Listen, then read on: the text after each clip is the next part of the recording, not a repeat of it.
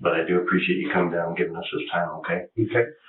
Do you know what I want to talk to you about? No. Okay. How long did you live with Elvira Segura? This is the interrogation of Robert Mondrian Powell, who is accused of Elvira Segura in October 2016. I'll give you some more context and we'll get back to the interrogation. According to the police, the man left Segura's body in a bathroom at a home that they were sharing. Her body was in the bathroom whilst Robert held a yard sale, and then he left the residence for good. He was eventually tracked down and then he was brought into Santa Fe County Jail. In this interrogation, every now and again I will chime in with my own opinion.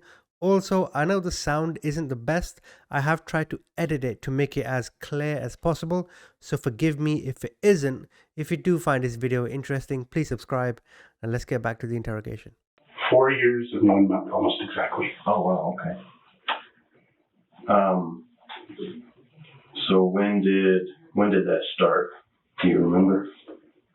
I believe it was the second week of August, 2012. Okay. And how did you come across her? I mean, I knew her for quite a long time. Okay. So where did you know her from? When I was the manager of a bookstore, she used to do business with us because she worked for the city library. Okay. So I knew her there and as a customer. Okay. Which bookstore is this? It's closed now. It was Hastings. Oh, okay. Okay. So when did you first meet her? What did you say?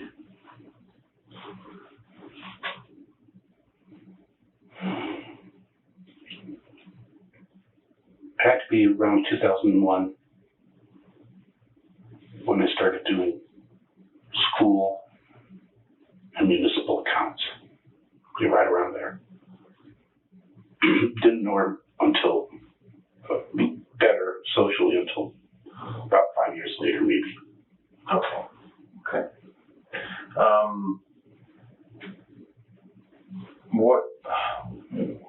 Why did you live with her? I don't know if you had a relationship. No, we were just friends. Okay.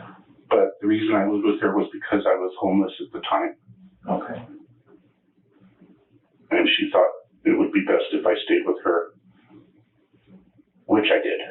And then I helped out. I did a lot of stuff around the house. Okay. And when did you live with her until? About 4 weeks ago, 3 weeks, 4 weeks ago.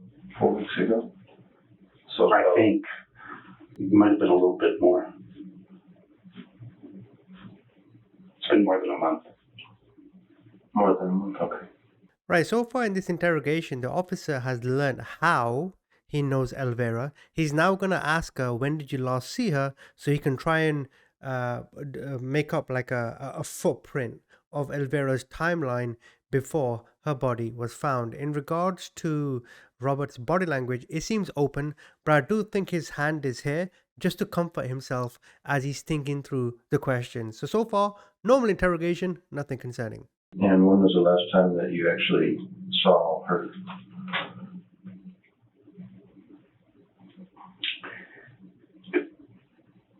It was a Tuesday evening, but I can't recall the date. Okay. It's been about a month and a half. It's been more than a month. It's been more than a month. On a Tuesday evening? Yeah. What kind of things did you do around the house? You said you helped her out. Elvira was retired, and by her own admission, she was quite lazy. So when I first moved in there was like 40 some odd bags of trash in a room. And then there was rat feces and stuff like that. The place was a mess.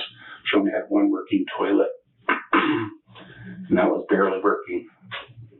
Stuff like that. So I said, well, for my room and board and to keep me busy, I'll, start doing stuff. So I did. Started first by cleaning up the place, getting rid of weeds and fire around the house. Then I would clean house, and she liked my cooking. I'm a pretty good cook. So I started doing like 95% of the cooking. So it was basically just running the house, you know. And let's see, boy, I did a lot of stuff. I installed a brand new oven.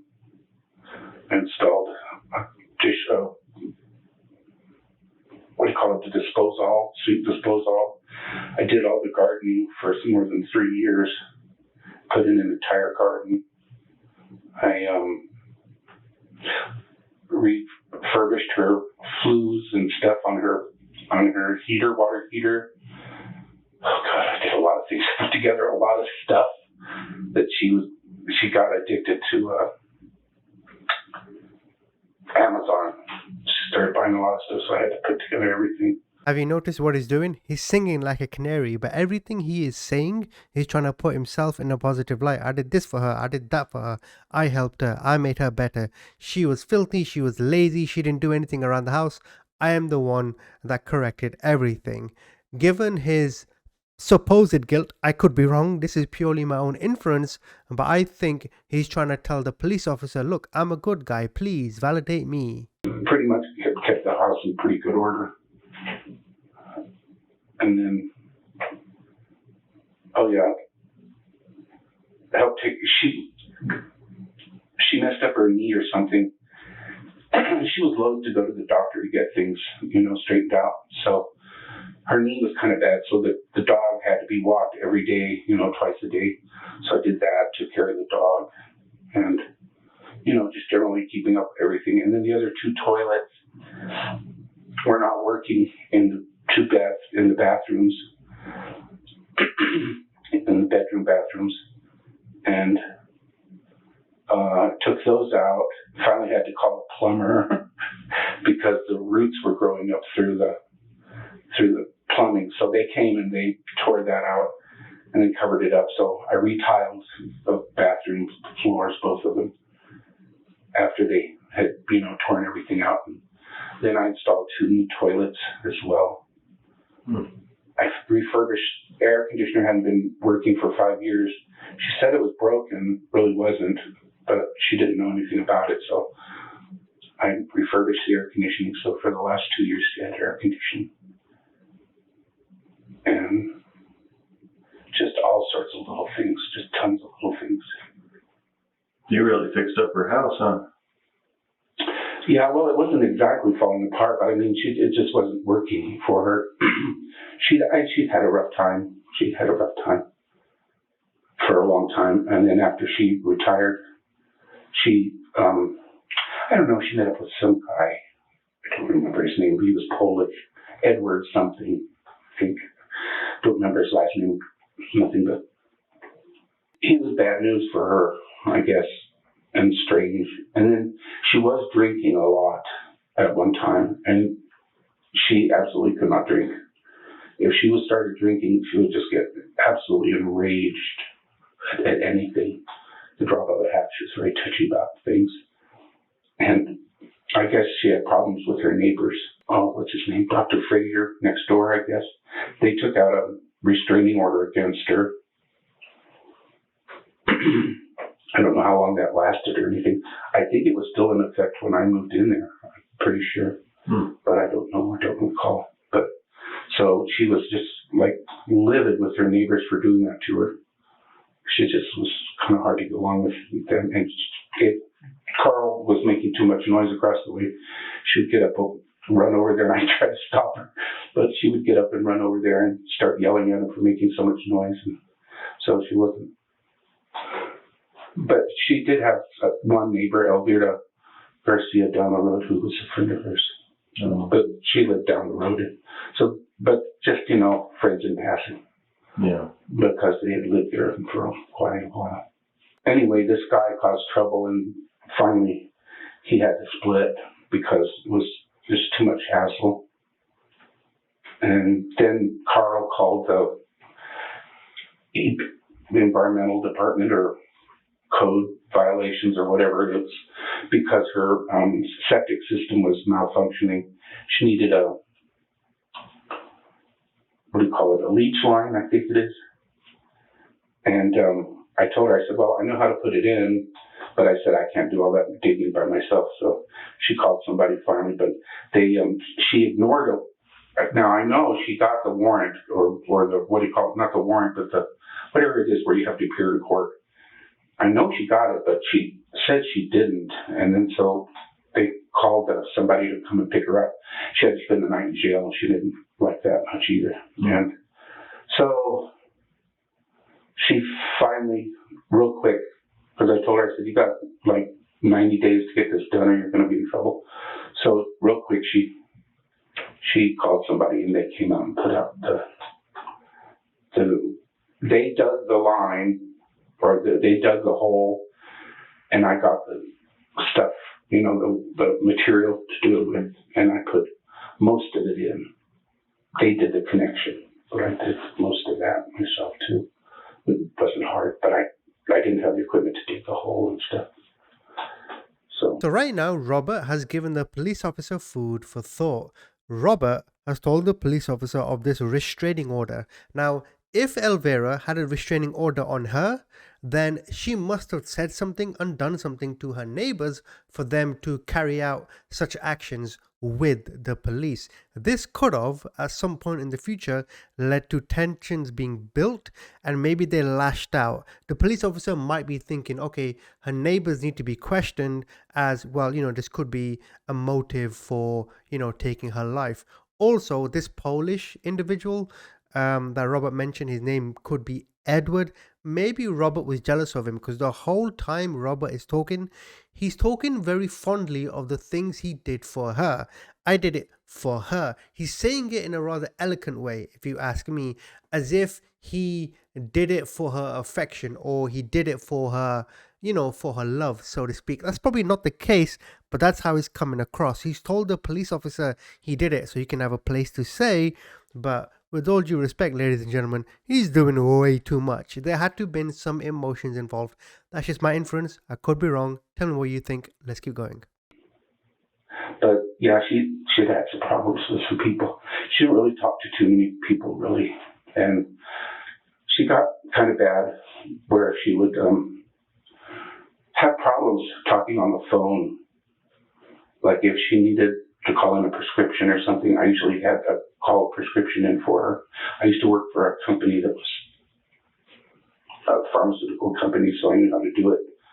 I'd call in her prescriptions for her. She'd get all, I don't know, just kind of freaked out sometimes on the telephone. And she just didn't really have any close friends. Every once in a while, somebody would call. Somebody, I can't remember her name, I think it was Gail. I've never met her, but was an old friend of hers and called. And she called 2 or 3 times, I think. And I said, this lady keeps calling you. You should call her and let her know that you're still around and stuff. And so, but she never did. No, she just became kind of reclusive, I guess is the word. Yeah. She didn't like to go to the store. Sometimes it would take her a day and a half to get worked up to go to the store. She'd have to force herself. And so, and she had ups and downs and stuff, really bad, kind of sometimes pretty severe. She would get her prescriptions, and she would, I don't know if it's abuse or overuse. I don't know. Either way, it's not doing your prescriptions right. And she would like take a bunch, right? And then she was on a form of Xanax. And she stopped taking her blood pressure medication, which she wasn't supposed to do, but she did stop it. But she would use it all at once, you know, and then she'd like lay around for like 3 days, just lay around. And then she'd suffer withdrawal. I could tell it was withdrawal because of the way she was behaving and stuff like that. And she was kind of up and down, not kind of a lot, up and down. You said she didn't have a lot of friends. The entire time I lived there, let me think.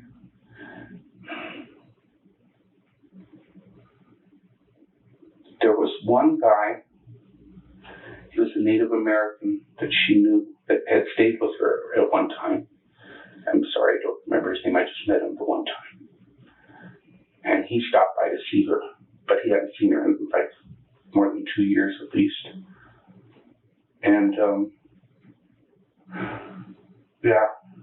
and then, well, there was a neighborhood guy, but he wasn't really a friend. He was just a strange guy that used to come around once in a great while. And bum a cigarette or something and then move on. But this one guy is the only one. And then I did see Edward once too. Edward came there once. I don't think he was supposed to be there, but he showed up one night, I remember, for like a day. And he showed up the day before her court date to figure out her septic system. And he went to court. I took her there and we went to court. He went to court. After we got out of court and stuff, and they got into it. I have no idea what it was about. It was just like explosive, screaming and yelling and blah, blah. It was really bad. So he jumped out of the car and just left. And that's the last I've seen of him. But he did show up that one time. I don't think he was supposed to be there, but he did. What would you consider you to Elvira? I was a good friend of hers. Yes. Okay. Would it be fair to say that she was mean? She was very mean. She was abusive. Was she abusive towards you? What is that? It's a scar from the last time that she hit me with a folding table. Okay. When was that? Just before I left. What started that situation? I have no idea. You'd be reading or watching TV or sleeping. She seemed to come at you when you'd be sleeping. Did you have to defend yourself against her at that point? Well, she would just start going off. I do remember now why I got this was because her headphones on her computer stopped working and she listened to audiobooks constantly. And she would sew and listen to audiobooks. And I said, well, let me check your headset. So I checked her headset. There was nothing wrong with the headset. It worked on other devices. And I fiddled with it and I thought, well, the connection on the computer is shot, maybe. But then it would go in and out and in and out. And I was like, so I said, let me look up something. So I had a tablet, a little, tablet computer. So I went and looked up troubleshooting on her model and why it would or would not possibly work. And in the meantime, she said, well, I guess I'm going to have to buy a new computer. And I said, well, that's just silly to buy a new computer when this is a very minor problem that the Geek Squad could fix for you. I said, I don't know why you'd want to spend that much money on a brand new computer unless you really wanted one. I said, that's just plain silly. Let me look this up. And I did. I looked it up, and evidently you can change what's called a driver on the computer. I'm not a computer nerd, but I understood what they were talking about. So I changed the driver to headset, which wasn't that difficult, and then put it in. It worked fine. And then, so I didn't know if there was at that moment, I didn't know if anything was wrong. Then she got up and she went to her another easy chair, and she started to read, and she said, she goes, I really want something soothing. And I knew she liked tapioca, but the tapioca would take a long time to soak. So I said, well, I can make you some vanilla pudding real quick. It's no big deal. She said, yes, please. So I made her vanilla pudding. And I served it to her and took it to her. And there was no problem really. I didn't sense any kind of a problem. And that afternoon, after I got through watering the garden, I was laying in bed and I was like half asleep. And I I believe I had the headphones and was listening to a political show. And I hear just a screeching noise, and I thought, what in the world? But I didn't pay too much attention because it was intermittent, kept coming and going. I thought, what? And so I sat up, and when I sat up, she came storming into the room. And she said something about, I can buy my own computer if I want to. And she was just yelling at the top of her lungs. And I said, well, yeah, okay, I'm sorry. I didn't mean to say you couldn't afford a computer or something. I said, that's really your business, but I'm sorry I made that comment. And then she went on, and she had this bad habit of like not sticking to one thing. It was pretty erratic. You know what I mean? It would be from this side to this side and then, You can see Robert is painting the victim in quite a negative light. She's unstable, she's erratic, she has random outbursts. But when it comes to himself, he continues painting himself like a saint. I made her pudding. I cut her grass. I'm always asking, what does she want? Don't worry about it. It's okay. I'll do it. Or don't worry about your computer. It's okay. I'll fix it. And the drugs she was taking probably can explain why she was erratic, if she ever was erratic. But the body language between the two in the room hasn't changed. The policeman is just observing, knowing he's getting everything he wants, and Robert is there begging for his validation. And it was hard to make sense of it, so I would just sit there kind of like most of the time dumbfounded. And then she'd start name calling, and then she'd get in your face. She liked to poke you with her finger, too. And she was pretty nasty that time. And then, so to tease her, I took the tablet, and I put it on video. I thought, well, maybe she'll calm down. And I was filming her in her rage. And she did not like that at all. I meant it as a joke. It was definitely, she didn't like it. And she got really, and then so she left, and I thought, well, good, that's over, because she calmed down and there was no problem. So then later that evening, I don't know what time it was. I know it was after dark. And I was watching a YouTube video of some sort. I felt this poking on my back, and sometimes the dog would come and poke you with her nose, and I thought it was her, but it was her. And she said right away, oh, did I startle you? And she was like really, sarcastic and all this. Oh God, she started going on and on about this, that, and the other, and just I don't remember, to be honest with you, what all the raving was about, but it was all over the place. And then so I went to turn around to put the laptop, the tablet. It had a little case thing, and I went to put it down, and I pushed it aside to the side of the bed, and she grabbed it, and she had a habit of destroying her own property too, which was, she did that with, no, the second one wasn't her fault, but the first one was, she, if I was watching TV, and especially if because I had these wireless headphones, and if I was watching TV, she would yank the TV with the wires and everything away, and she yanked it so hard that it fell down on the top of the console that it was on, and it cracked the screen just all to hell. And I was like, why are you destroying your own property? I just was like, couldn't believe it. She did that. Well, she took the tablet this time and then threw it across the room and just shattered it. One whole side was totally shattered. And I was like, oh, great. And then, so I wasn't going to respond to that if I could help it. And then she, and I told her not to do this before. She liked to take her hands and put them around your neck or pull your shirt or whatever like that and pull you into her face while she yelled at you. And I told her, don't do that, please. You don't have the right to do that. That's not right. And I screamed at her once about it. I screamed at her, yelled at her, don't do that.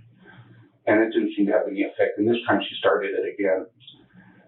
And I turned around and I rolled up kind of like on my side. And I was just like trying to ignore her while she was going on and on. The next thing I know, I hear a TV tray, you know, a wooden TV folding tray there with a fan on it, and the fan went crashing to the ground. And I didn't see her do it, but I know, certainly I felt it. And I turn around, and there it comes crashing down on me. Oh, hit my arm and my head, like right there on the top, and then hit my arm. And I was, oh, and she whacked me good too. She whacked me good. It splintered the table. And then she grabbed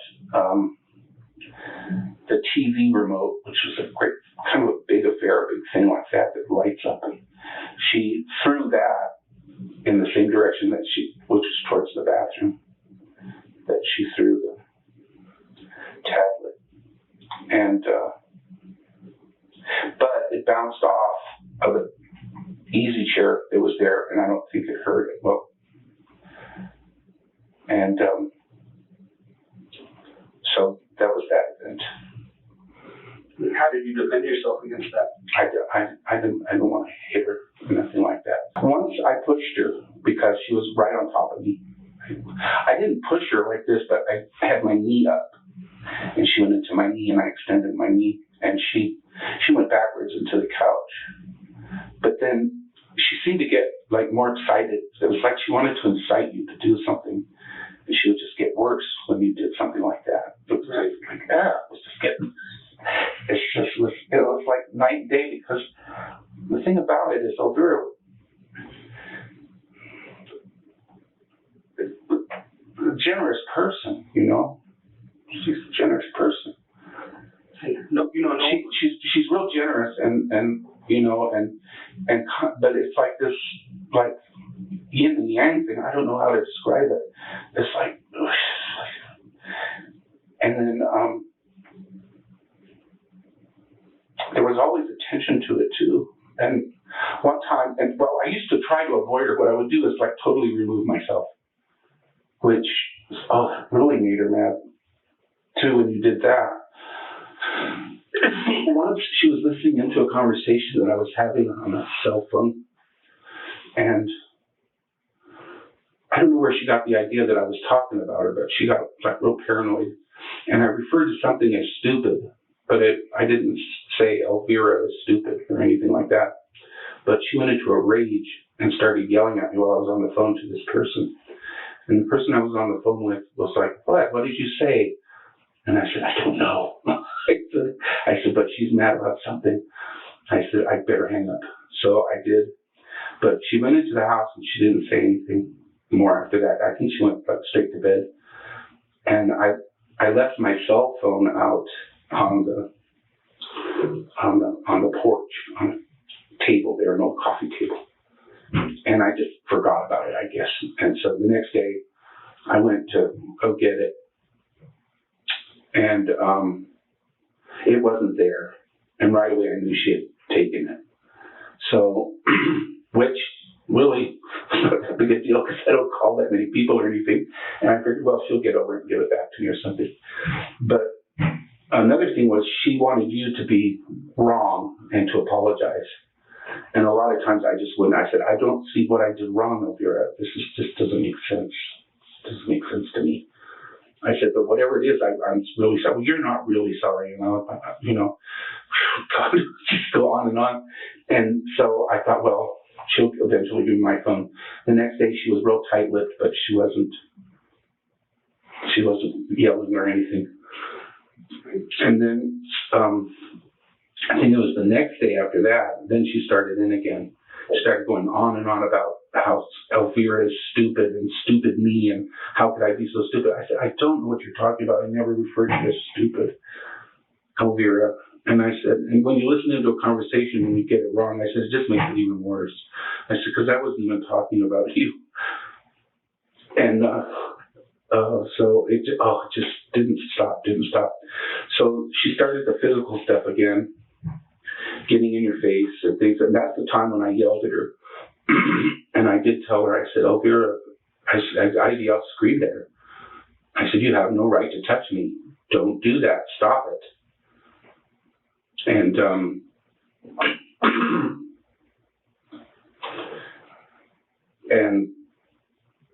so she she stopped for a little while, and so I went to the bedroom, and I closed the door. And when you close the door, it means, I'm not interested in dealing with it. So I just, but she kept opening the door and turning off the overhead fan, which is very childish. And then she went into her bedroom where the electrical box is, the breaker box, and she turned off the electricity in the bedroom, which is also childish.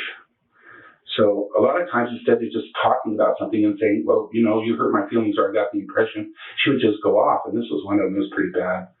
But, she didn't turn off the electricity in the bathroom. So but anyway, so she kept coming back and forth. And finally I said, Elvira, enough. And so I closed the door, and it didn't have a lock on it, which it's a good thing it didn't have a lock, because, that would have enraged her probably more. But anyway, I pulled the... You think she would have broken the door or something? That wouldn't have been hard, that's for sure. But she had slammed it. She had a penchant for slamming doors, which always just made me lose it. I made me so nervous because I can't stand that. But so what I did was I pulled a kind of a heavy desk, not too heavy. I pulled a heavy desk in front of the door because it opened in, so I could put the desk there. So I put the desk up there, and I put a chair against it, and so she couldn't really get in. She could jam it a little bit, but so she was screaming through the crack, and she got tired of that. So, and then she came later and started saying, "Do you want your phone?" Really sarcastic. And I said, Where is my phone, Elvira? I said, Elvira, that really does not belong to me. That belongs to SafeLink, which is the company that gives them out. And I said, so, that really it's not my phone. I get to use it, but it's not really my phone. I said, so you really shouldn't be stealing stuff like that. And she wouldn't budge on giving it back. So I said, enough. So I kept the door closed, and she could push it open. And I think I stayed in the bedroom for, I want to say three days solid. Almost 3 days solid. And I went to bed, literally, and just slept. So you wouldn't go out to use the restroom? No, well, there was a restroom there. So in your bedroom? There's a restroom in the bedroom that I slept in. So, and I didn't watch TV. I might have listened to the radio, but several years ago I was diagnosed, twice I was diagnosed with PTSD. So my reaction when something like that happens that doesn't make sense is to just go away from it. I just don't want to get into it. I don't like to argue. I don't like to fight. I had enough of that when I was a kid. So I've been trying to avoid it all of my adult life. So the policeman now is trying to put ideas out there. He's trying to ask the suspect, well, did you act in self-defense? He's alluding to the fact that maybe the suspect did react. And he's trying to soften the suspect by saying, well, it's okay if you defend yourself. You have the right to defend yourself. Given the way Elvira was acting, you have no choice but to defend yourself if you lashed out. That's the assumption he's trying to make with the suspect. Well, as mean as it sounds, like nobody would blame you for defending yourself. Yeah, but you're not supposed to do that. No, but sometimes it happens, right? Well, it's a case of he said, she said, and stuff like that, I know. And, eventually she got mad, and she called I don't know who it was, state police or the sheriff. I don't remember who it was. But a very nice, smart law officer showed up, and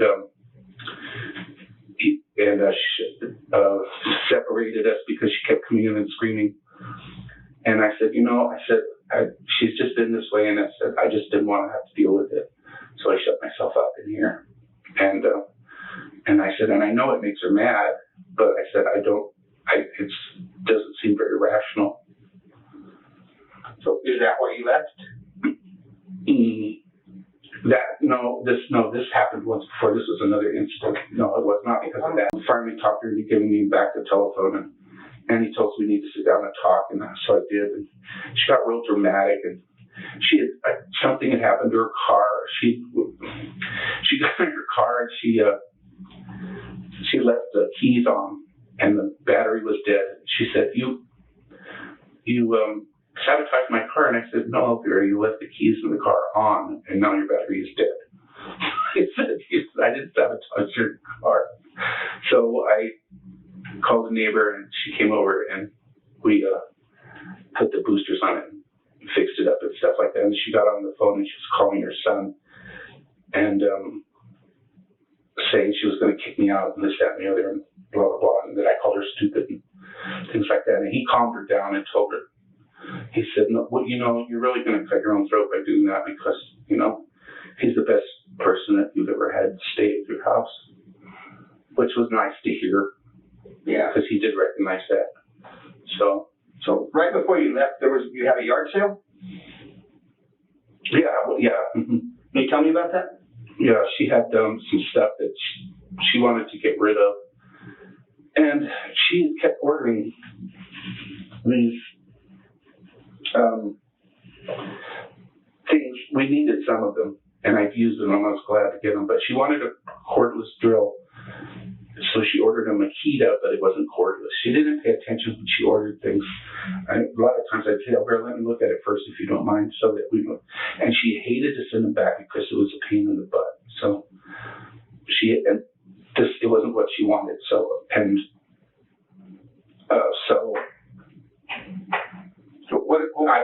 I put that in there, and I put a circular saw in there that was never used ever. Brand new. She had one before. She loaned it to somebody, and after she ordered it, the guy came back and returned it, and it had like a 1-inch diameter bigger than this one. So this one was never used, and the other one was. It was a wonderful saw. So sold that, and I sold some a few knickknacks, and stuff like that, and a couple of baskets, I think, and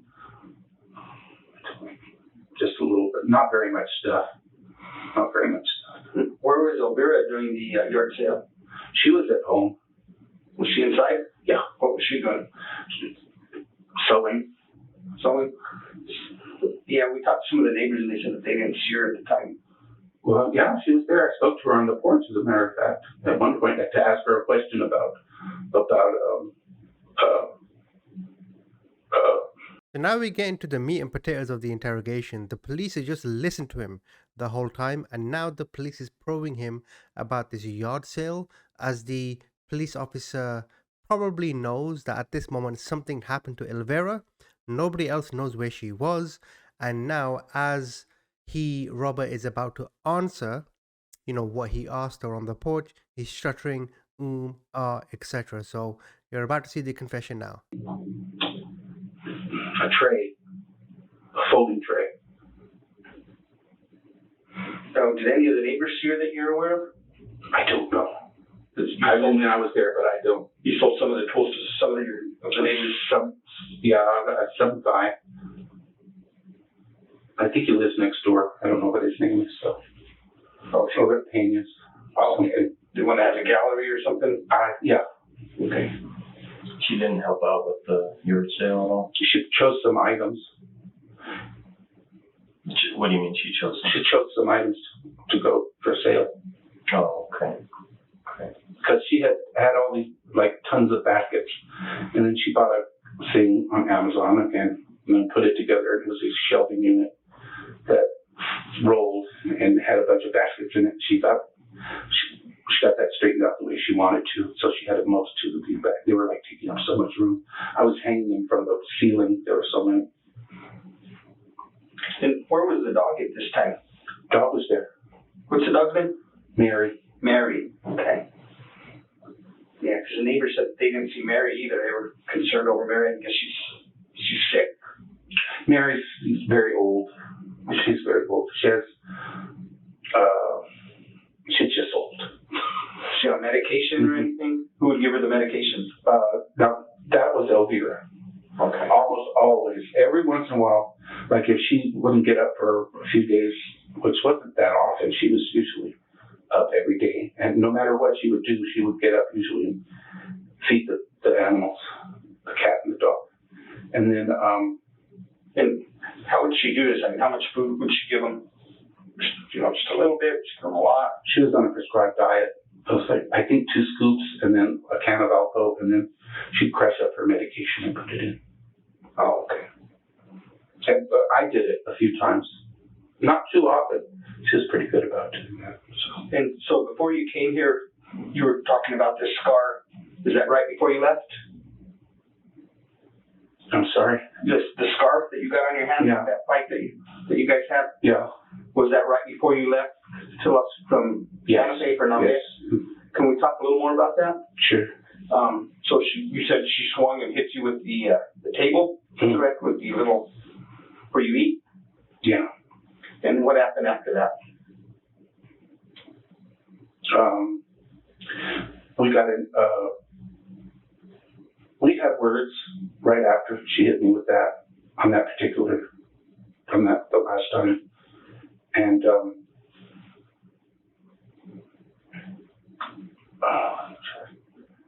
and I said something to her. I said, that's like assault and battery, Elvira. I don't want you to go to jail. And I said, because I don't know who's going to run your house. And, so she had sat down on the couch, the little, what do you call it, bed thing across from me. She had sat down there, and then she just started calling me every name in the book and stuff like that. So then I started to get up, and I went to pick up a plate that needed to go to the kitchen.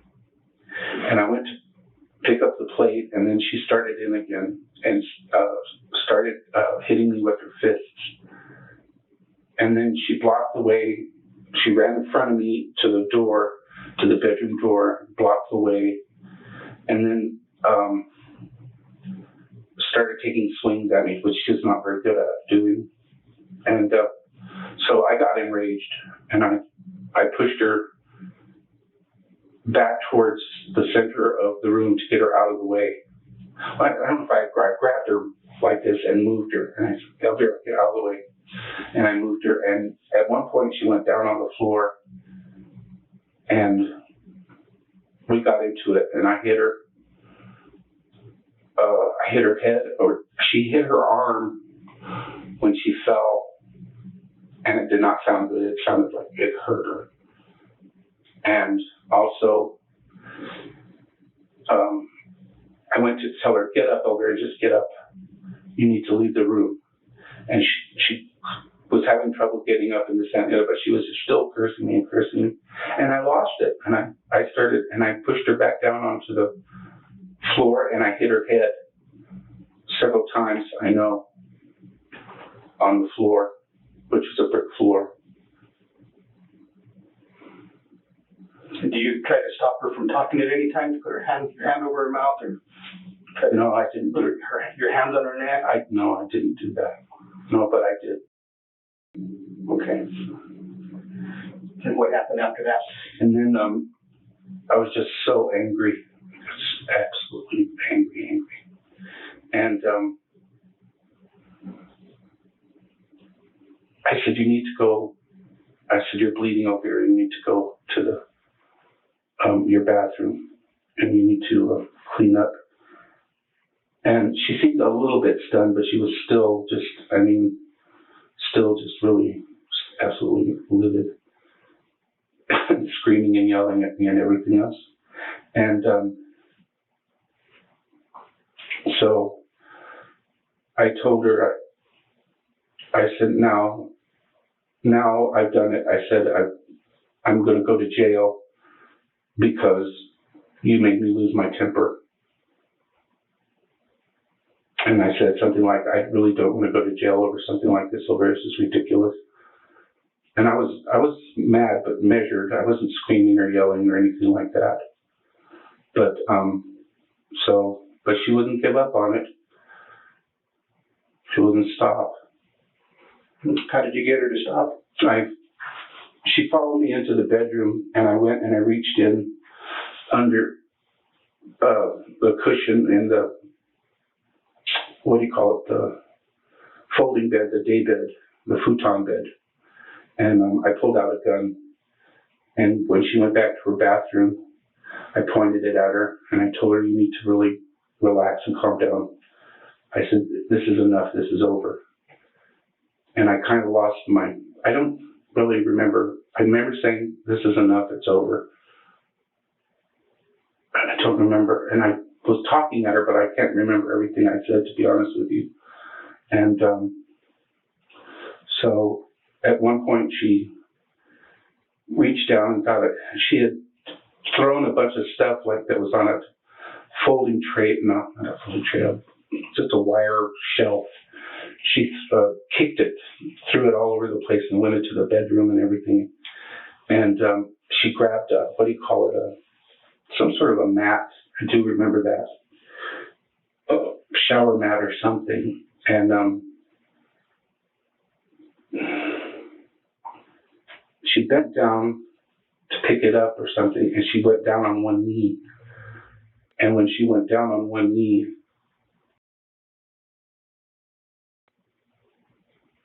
where'd you shoot her? in the bathroom. Do you know where it hit her? No. I did see blood coming out from around her neck or back of her neck or something. And I pulled the door closed, and I never opened it again. How long were you there after that happened? One day. Day and a half. One day and a half. What did you do with the gun? I put it on the bed in our bedroom. I didn't want to look at it. I was absolutely shocked. And you left it there? No. When I came to Santa Fe, I brought it with me. My intention was eventually to use it on myself. Where is it now? It's in some trees near the Masonic Cemetery. I think it's still there. I haven't looked at it in days. Was it hidden pretty well? Mm-hmm. Yeah. Would you mind taking us out there to show us? I'll take you. So then you, once this happens, you're there for about a day and a half or so. Then what are you thinking at this point? I was thinking that I was going to try and come to Santa Fe. And, no, not Santa Fe. Las Cruces. And I decided, well, I'll just take the gun. But I didn't want to do it there. So, with what little bit of money I did have, I had enough for like a tank of gas and I have something like that. I came to Las Cruces. I just drove straight down. And I was gonna, twice I came really close to pulling the trigger, but I didn't. What'd you do with her car? Off of Old Highway 28. Why'd you leave it there? It ran out of gas and the battery was not good, so I couldn't do anything with it. Where did you go after that? Into town, and I've been hanging out ever since. Okay. Where have you been staying? Here and there, just wherever I could, been staying outside. Outside mostly? Always. Always. There's no shelters or anything? Any assistance? I don't know.